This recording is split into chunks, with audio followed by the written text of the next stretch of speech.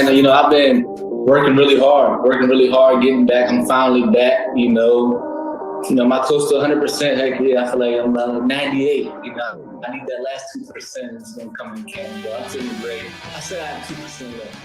And yeah, what is that last 2% consistent? It's really just getting out there and putting pads, putting the helmet in, feeling some contact.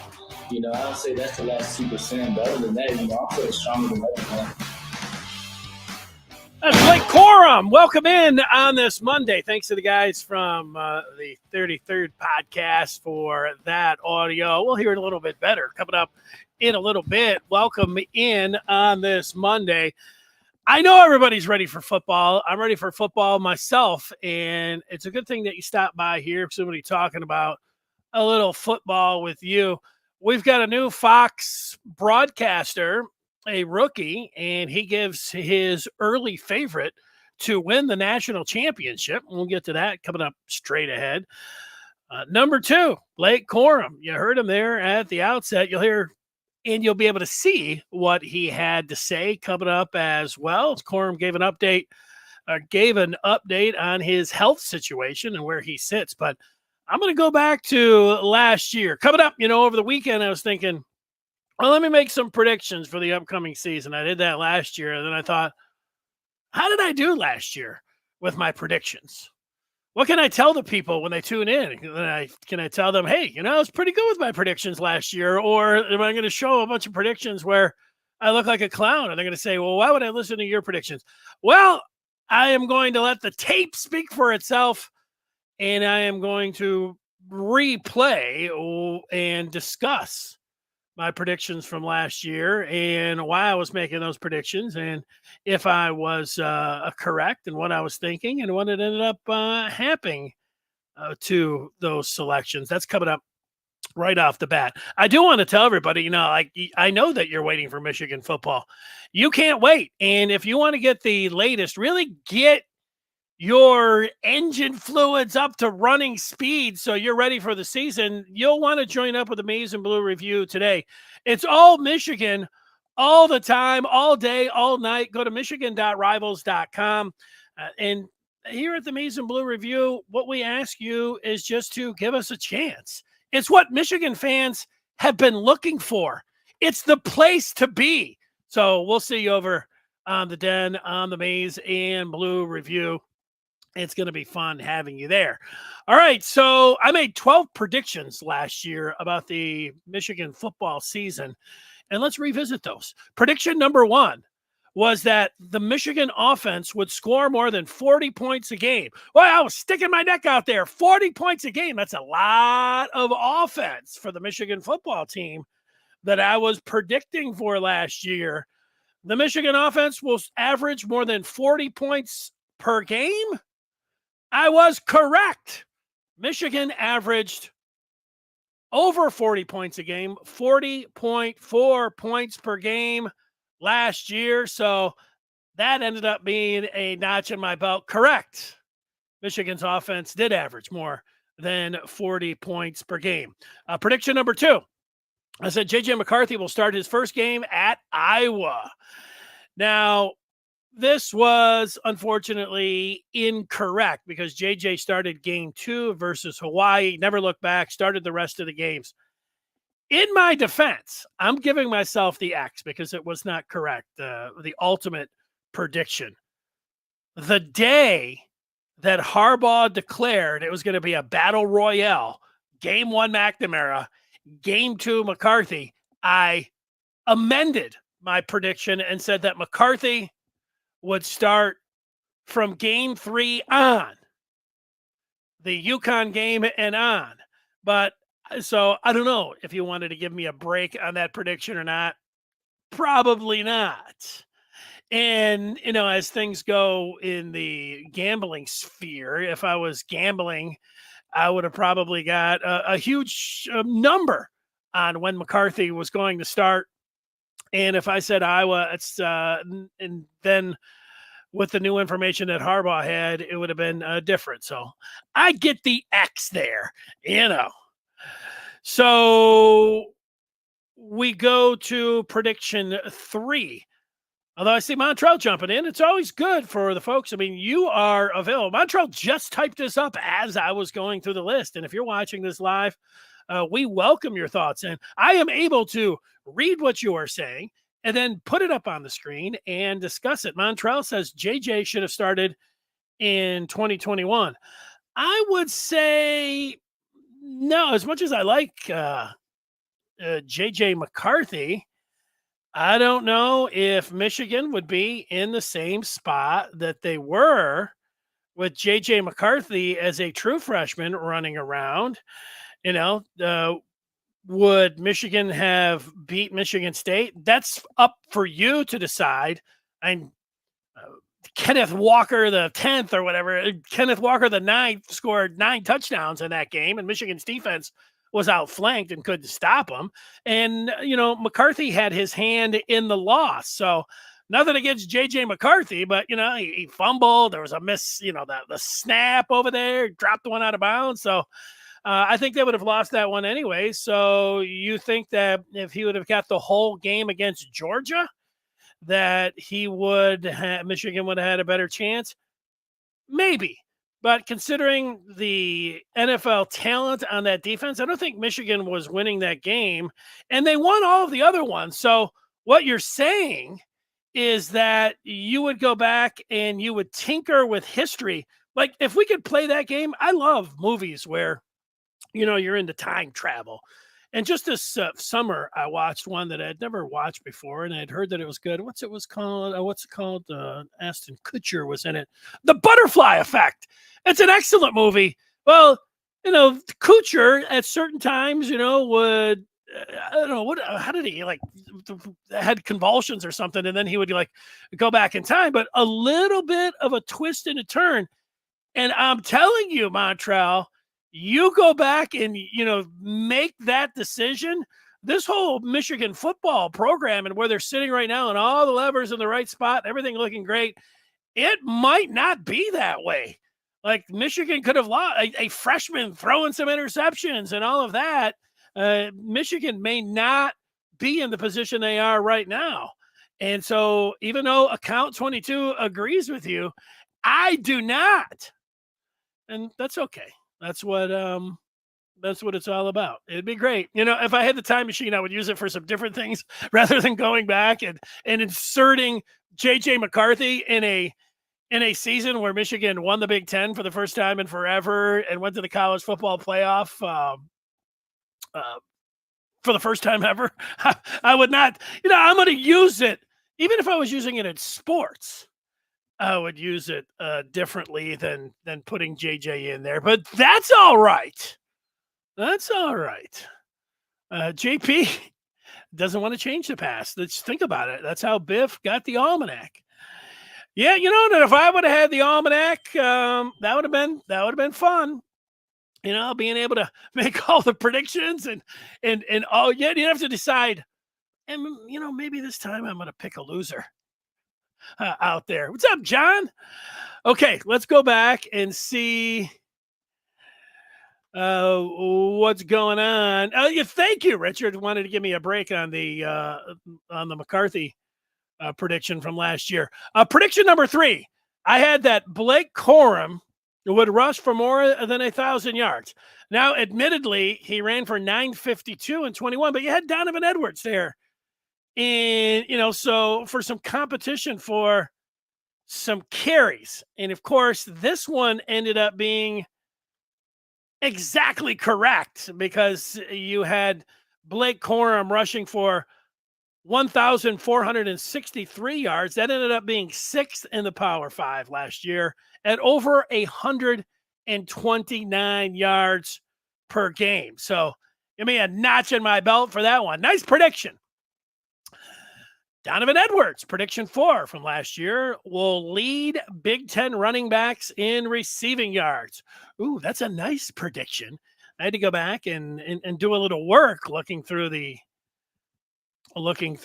statistics from last year to see if I was correct on that. Unfortunately, I was not correct. I found at least 3 players that had more receiving yards than the Don. Although, Edwards was hurt. If he'd have had both hands and both legs, and, it's part of the game. But Evan Hall, Northwestern, 546 yards receiving. Roman Hemby from Maryland had close to 300 yards, and Chase Brown from Illinois all topped, at least those guys topped Donovan Edwards, who had 200 yards on the year. So give me an X on that one. Prediction number 5, Roman Wilson. You watch this show, you know that I like Roman Wilson. This goes back to last year when I predicted that Wilson would lead Michigan in touchdown receptions with 7. I even bullseyed the number. You look back to the season before, no U of M wide receiver caught more than 3. So I was ready for, I was Roman ready. I was ready for Wilson to double up his production and won with the extra point. And did that happen for the Wolverines last year? No, it didn't. Kojo had 6 touchdowns. That led Michigan in receiving. I'll take it because, as we all know, Kojo had those 2 TDs against Ohio State. If he didn't have those, I could have been sitting here talking about, well, I had a tie, and I don't like ties. But Wilson and Bell, they did tie in number 2 TDs reception last year, with getting a 4 apiece. Roman did, I'm thinking about heading into the playoff game against TCU. He had a rushing touchdown. So he did score on the ground, but he did not get, I don't believe, to 6. And I did say receiving TDs. I didn't say total TDs. As I do this on the fly and think about it. All right, let's get to prediction number 6 last year. I went to A.J. Henning, and I said that he would have more rushing attempts than receptions. I was all about A.J. Henning being in a Deebo Samuel type role. I was all about, Henning working out of the backfield, being this chess piece, and in really embracing the Deebo Samuel role, which we have seen from the San Francisco wide receiver out of South Carolina. And Henning was close the year before. He had 9 rushes and 10 receptions. And then last year, Henning, he didn't do much of anything on offense. 9 receptions for 60 yards for the season and just 3 rushes for 9 yards for A.J. Henning. No wonder he bolted for Evanston. Now, look, if I was sitting here and if Michigan had not gone undefeated, if Michigan had not won back-to-back Big Ten titles, if Michigan didn't go to the college football playoffs for 2 years in a row, this would be one of those things that I would have said, hey, what were these guys doing? They had A.J. freaking Henning. Why didn't they use him a little bit more in the offense? He's a dangerous player. Guy's going to be in the NFL. Yeah, well, maybe he didn't have the hands. He demonstrated that in practice. But, how about putting him in the backfield a little bit? Well, they had Blake Corum, who would have won the Heisman Trophy. They had Donovan Edwards back there. You can say they didn't need him. And so, I don't know if they get a pass. That there's nothing for me. I can't sit here and, should have used Henning more.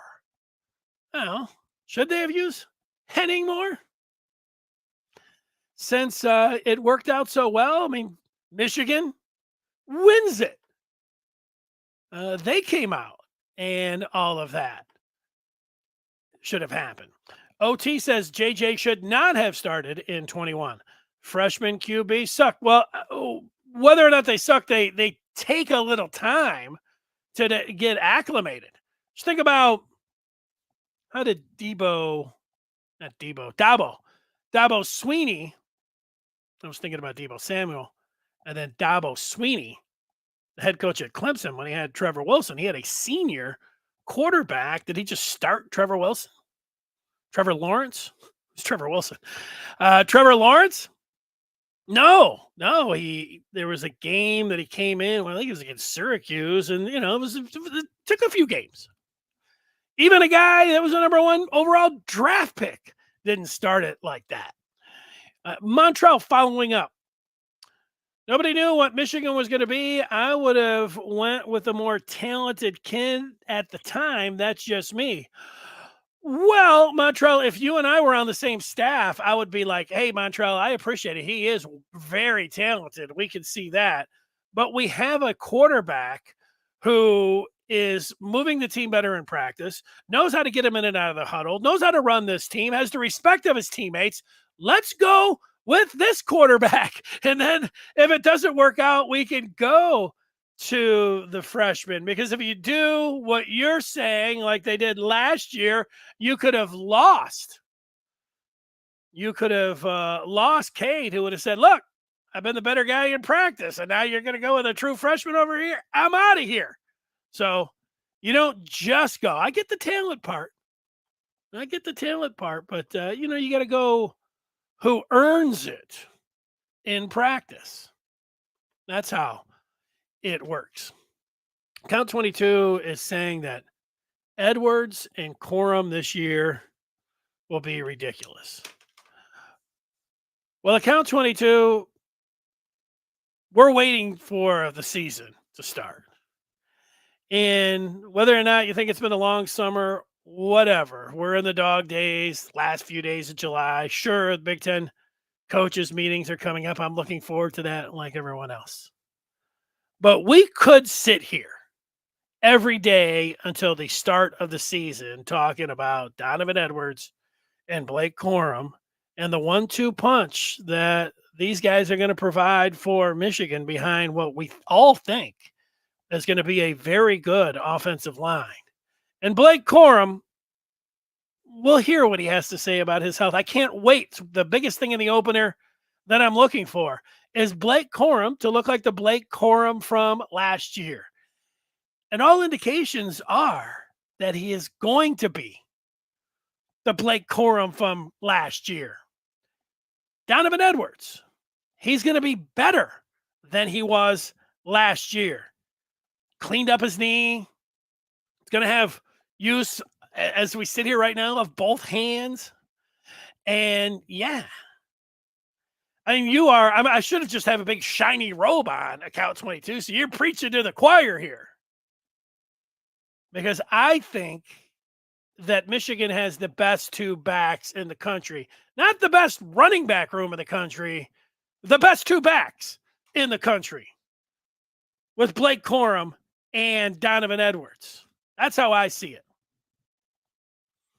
Richard is thinking that the receiving room is going to be better this year. Could be. Could be. Henning went to Northwestern.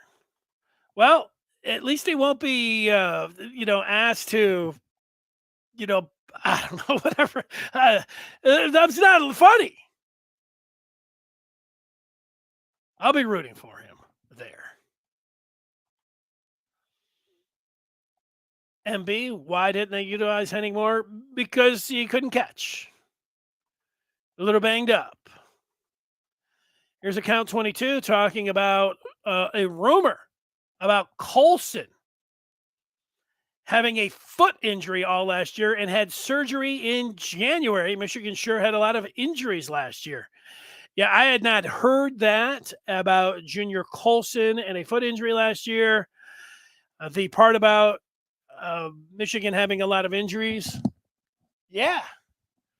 Yeah. It's this time of year. What was the first thing that I saw this morning? Lions, whatever day they are, I think second day in training camp or whatever, but one of those free agent corners that they acquired in the offseason to get everybody all fired up about, hey, maybe the defense can, not be half bad. Non-contact injury with a knee. That usually means, I don't know. It's just not a good sign when you have a light contact or no contact injury like that. Not good. What's up, Glenn? Number one on Facebook. JP's talking about game speed. When you go from high school to college, it's a very big leap, especially at the quarterback position. I'm okay with how they use JJ in 21. Yeah, great point, JP. Think about JJ last year. Even though he was perfect against Hawaii and then played well against UConn. To be honest, they could have put Rayshon Benny at quarterback against Hawaii and UConn, and Michigan would have won the game. In the first half against Maryland, you could see that there was an adjustment for J.J. McCarthy with Big Ten speed compared to what he had saw the previous fortnight. So it's a very good point. Victor, talking about CJ leading the team with a half dozen TD grabs last year. So we almost had somebody hit your mark. Someone will get 7+ easy this year. Easy.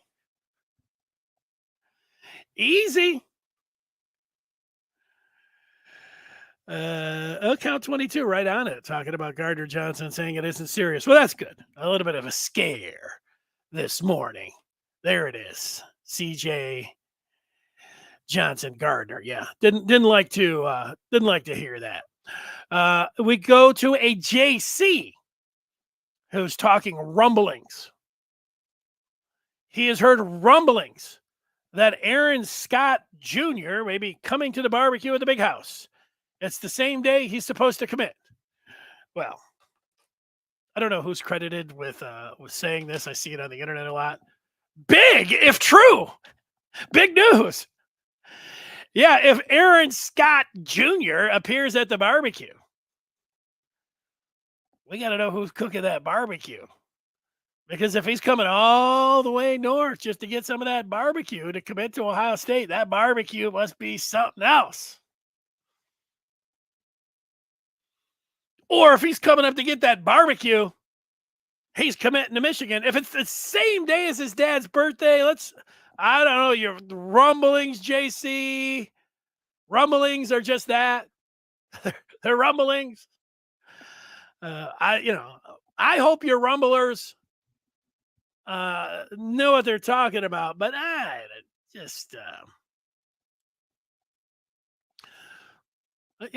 gonna take this to the bank. I mean, we got Detroit Lions fan with the helmet and everything else saying that on his feed he avoided major injury. Jason is pointing out that there's 8 more days until full pads and contact. Blake started at his Grand Rapids kids football camp and says that he is at 98% and ready to make his teammates miss. JP scooping my audio that I have coming up. That's all right. I don't mind that.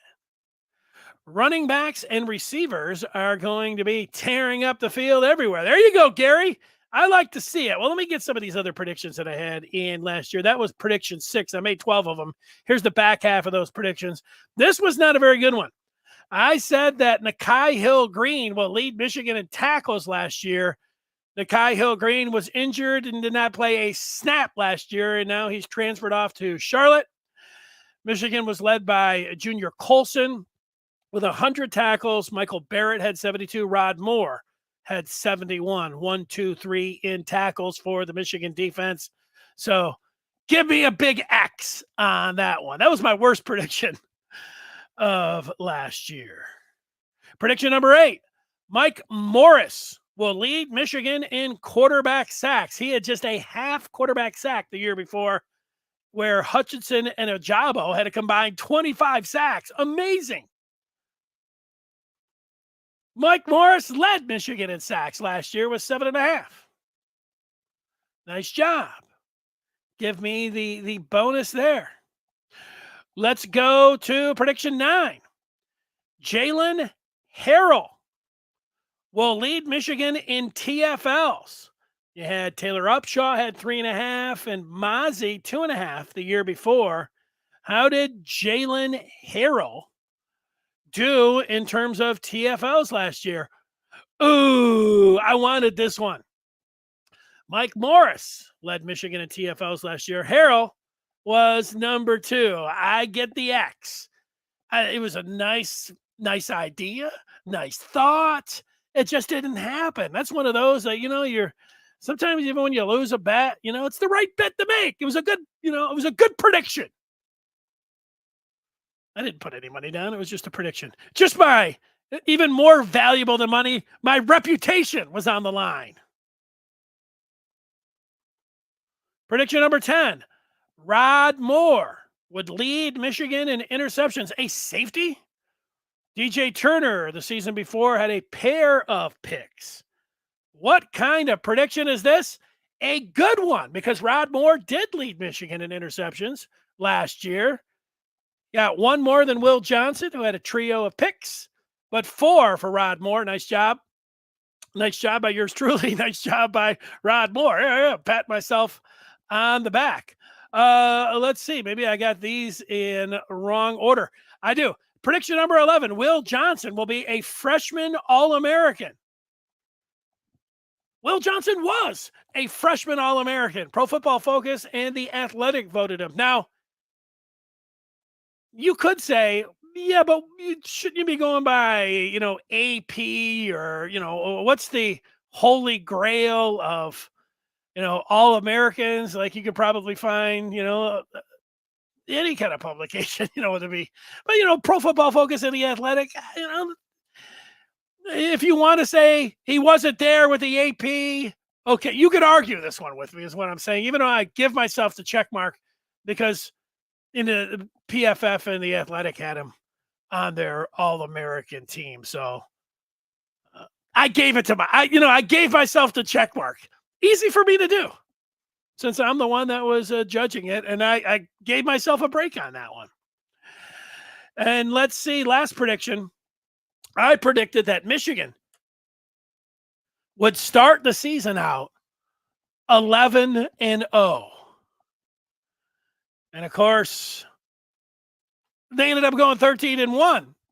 They not only went 11-0, they went 12-0. They went 13-0 before losing that final one to TCU. So I don't know. Give myself a hand on those predictions. So there we go. All right. So let's take some of the feedback that's coming in here. Account 22. Will we have a double-digit sack leader this year? Well, considering that it's going to be McGregor and Harrell on the edge, that then you're going to have Josiah Stewart, the transfer from Coastal Carolina, coming in on once, and Derek Moore. So you got 4 guys on the edge, and I'm not counting out Keyshawn Bennett either. There's, and who knows about TJ guys. So there's 6, but those first 4, I think the rotation happens is going to prevent Michigan from getting a double-digit sack leader. But Derek Moore and Josiah Stewart, and I like Harrell. I think he's the most underrated player that Michigan has. The edge, it's a tough one. That's going to be involved in my prediction. Who's going to lead Michigan in sacks? I'm not ready to make that. I'm thinking Harrell, but I liked what I saw from Stewart and Moore so much in the spring game. Moore, a man among boys for a true sophomore.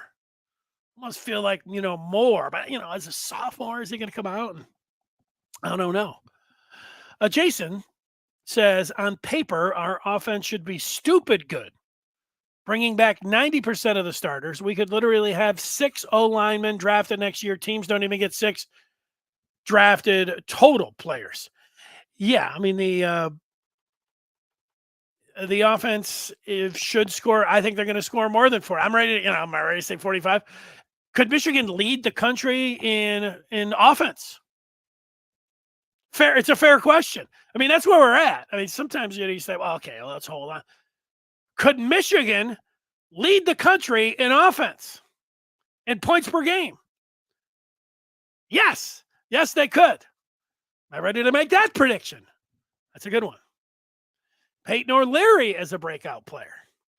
Jason coming back on the defense, saying that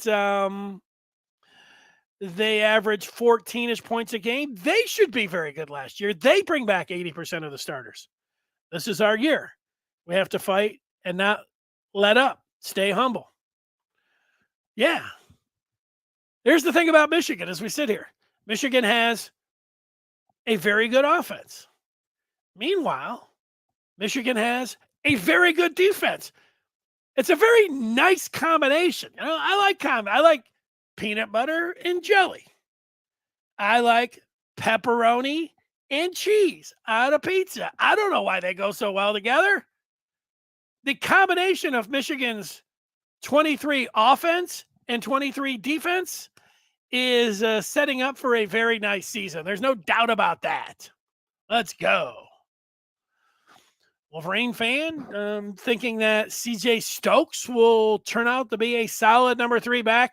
Well, if he doesn't, he's got Ben Hall, who looked like Earl Campbell in the spring game, and he's got Richard's favorite, Cole Cabana, who could be the next Donovan Edwards. So, yeah, I mean, he's got a lot of competition. The running back room looks great, and the first 2 guys look great. And then whoever number 3 is, I'm guessing is going to be pretty good because it's a real nice, this is the kind of nice situation that you want when you're like, who's going to be Michigan's 3rd best back?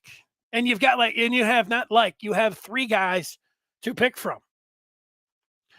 DJ feedback, knowing Harbaugh, he's the kind of guy who rides the hot hand, especially if the Heisman talk is involved. Let's say McCarthy is the guy. Does he ride it? Go blue. Well, yes. I mean, sure. The one thing about JJ, if it is JJ and Michigan's undefeated, you know, they are going to, and you're saying in your example here that JJ gets off to a real good start. He throws, let's say, you know, because they are going to, you know, test to see, you know, what the deep ball is like. But let's say he hits a few against East Carolina. He comes back and, you know, and has 4 touchdowns against UNLV. Let's say he, you know, puts up another 4 against Bowling Green. You know, Donovan Edwards and Blake Corum are getting him all the way down there, but, you know, they throw the ball a couple times, touchdown.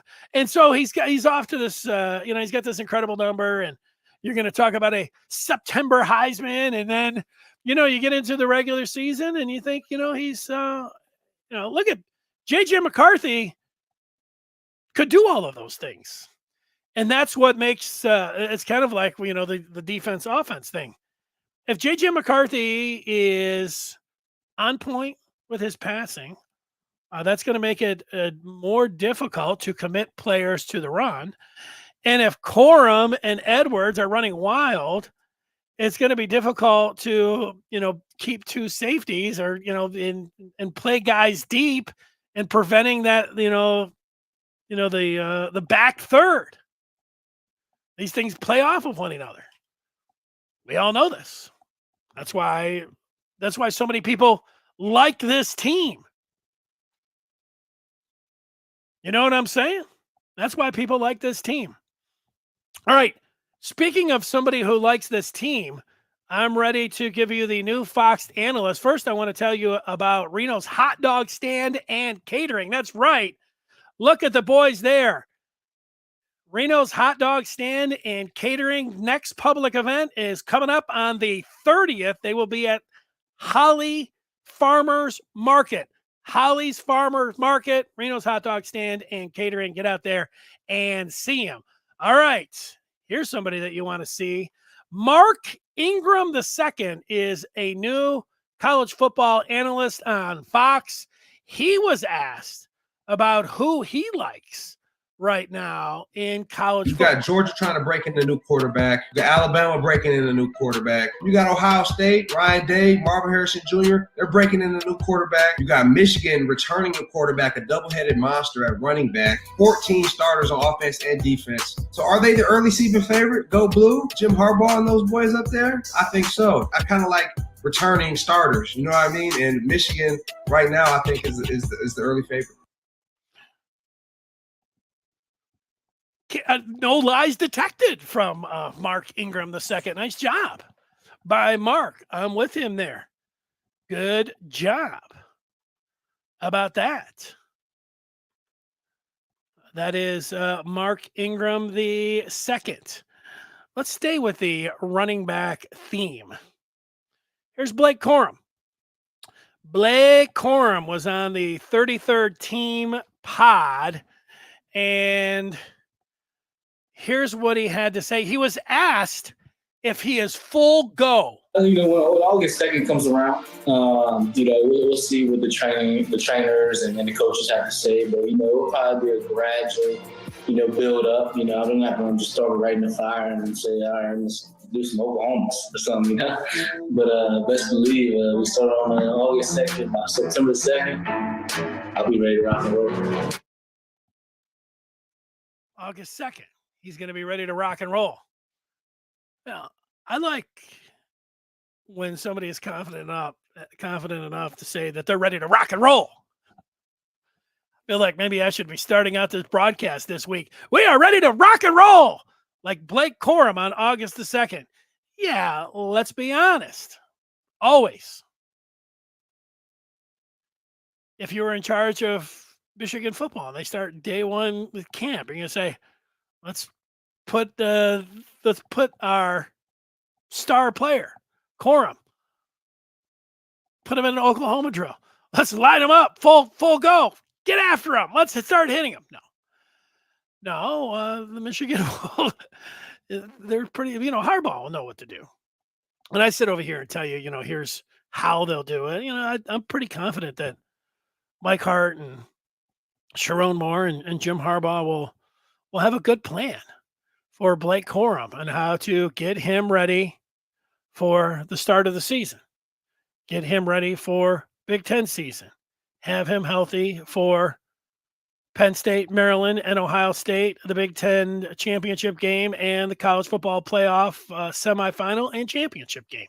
That's the challenge for those guys, and we'll see how they do. So Corum, he's going to be ready to rock and roll on August the 2nd. Is he 100%? And, I've been working really hard, getting back. I'm finally back, my close to 100%. Heck yeah, I feel like I'm 98. I need that last 2% is going to come in camp, but I'm feeling great. I say I have 2% left. And yeah, what is that last 2% consist of? It's really just getting out there and putting the pads on, putting the helmet on, feeling some contact. I'll say that's the last 2%. But other than that, I'm feeling stronger than ever, man. He's 98%. He's leaving 2%. So when he goes out there and actually puts the equipment on and gets hit, it's as good as anything can sound. Like I said, I got to wait. He can say that. This is exactly what I want to hear. It's not like I don't want to hear that. It's exactly what I want to hear. I also won't mind, hearing a report from camp. Oh, Blake Corum looks great. That's great. I want to see him September the 2nd out there look like Blake Corum. That's when you're going to feel really good about it. And, how these guys go about in getting him ready. Like, if September 2nd is a prize fight in boxing, if you're a fighter, you do have to spar.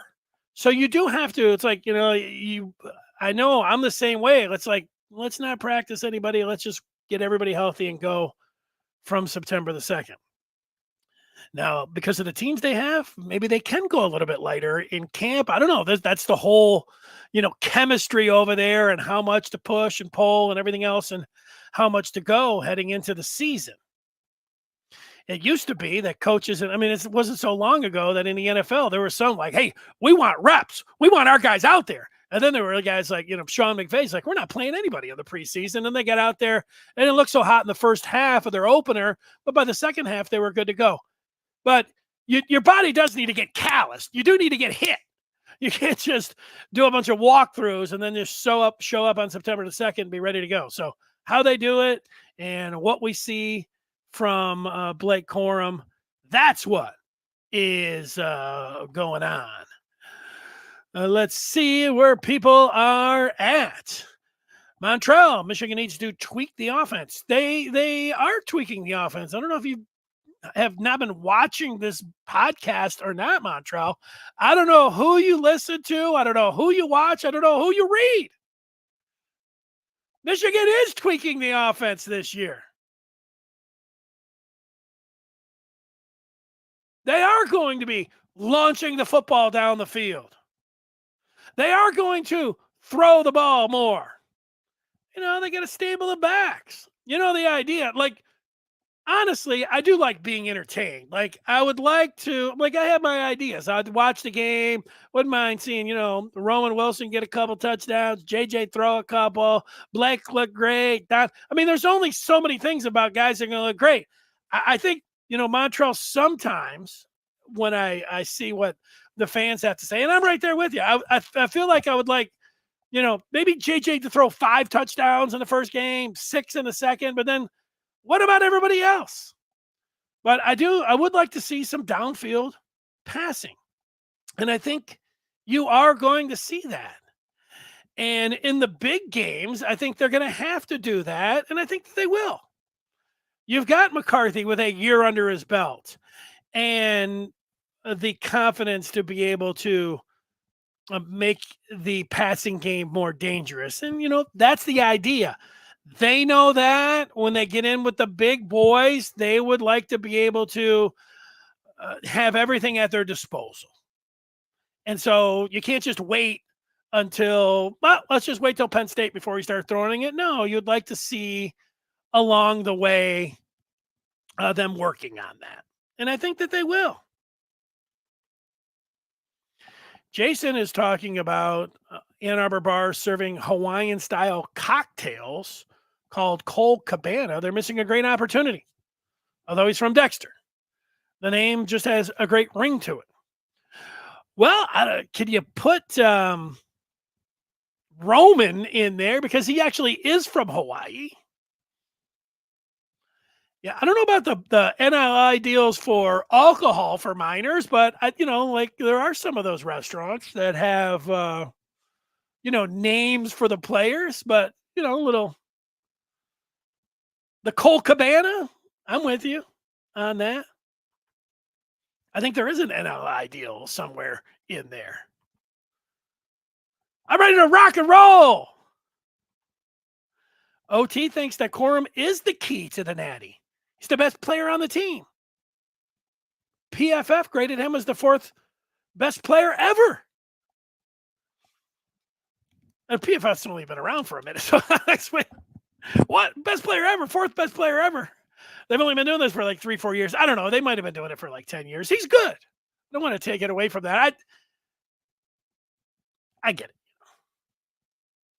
I sometimes see somebody like, I've been covering Michigan football for 4 years. Like, that's like a big veteran or something. So, okay, it's been going on for 130 some odd years or whatever. I got you.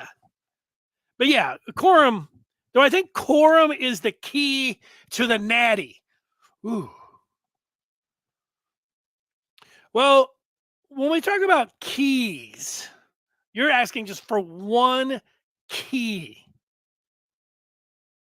Immediately, your mind goes to health. But everybody would say, every team that is in the pursuit of the national championship, they all say health. So we're not going to say that. I'm not going to say that. I think the key is J.J. McCarthy taking the next step. And J.J. McCarthy taking the next step is going to look like J.J. McCarthy in the second half of the second quarter and the second half against Ohio State and the game against Purdue and most of the game in the college football semifinals. Save not audibling on the Philly special and the 2 pick sixes. That's the JJ. Him taking that next step, and you expect a sophomore in his first full year into his junior season to take a step. That's going to be the key. Now, it's an easy one, but sometimes, everybody's just looking for a different answer in here. The reason I love Corum, but I would have thought Corum would have been the key against Ohio State last year for Michigan to win that game. Meanwhile, Donovan Edwards, came in and had 216 rushing and receiving combined yards and ripped off the 75 and 85 yarders late to aggressively take down the Buckeyes. And then Donovan Edwards threw up nearly 200 yards. What he had, 185. in the Big Ten championship game. So, yeah, as great as Corum is, and I'm not sure he is the key. I'm going to go with JJ being the key. So there we go. They always say that, Montrell says. JJ's the key. JMFD. I'm with you on that. It is. Richard thinks that key is the downfield passing game. I know what you're talking about. The downfield passing game. All right. Well, that's it for this Monday. What do we have? Well, we got Jim Scarcelli coming up on Wednesday, and then we do have the coaches meetings. I like that. You know, you see the players, and just everybody's talking about Michigan, college football, that much closer, you know, for the season starting. And so that's it. There we go. We got an agreement. JJ, the key. Let's see. OT. JJ is good, but he's no Caleb Williams from USC. Corum is the best player on the team and the best player at his position. Edwards is good, but he is not as good as Corum. Well, that's a fine argument, you know, to make. But I would say that so you're talking about JJ is no Caleb Williams. If there wasn't JJ, who would we be talking about? We don't even know. Jack Tuttle is the gap between Donovan Edwards and Blake Corum, the gap between J.J. McCarthy and Davis Warren. I mean, so that's a fine argument to make. I just don't think – I'm just not going to agree with you. Leo has been checking out the Cole Cabana highlights. Put him at slot, running back, punt returner. Got to use his speed and get it on the field by any means necessary. Speed kills. Let's do it. I'm with you, Leo. Let's see the speed. Let's see Cabana. Count 22 is talking about many keys. If the defense showed up against TCU, they would have played against Georgia and the Natty. Well, that's fine. But I would also put the offense made 4 gigantic gaffes in that play, account 22. You know, the defense, sure. Getting up the Quentin Johnston 76-yard touchdown on a 3rd and 6, huge, no doubt. But I present to you the Philly special, the fumble at the goal line, and 2 pick sixes. We're going to be arguing about offense, defense in that college football semi. I don't mind arguing it. I have all year long. Davis Warren is better than I think. Peyton Manning never won a natty, but T. Martin did. That's true. If J.J. doesn't throw 2 pick sixes, they make it to the natty. All right. Michigan's defense averaged 98 yards rushing per game and allowed 270 to TCU. That seems big. Can we agree that neither the offense or the defense played like they did all year long? I'm going to take your word for it. I mean, that sounds like an incredible number. They gave up 270 yards rushing to TCU. Yeah.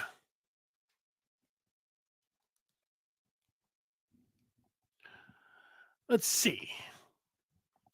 Dono, the Don, said that the fastest player on the team would either be Roman Wilson or Cole Cabana.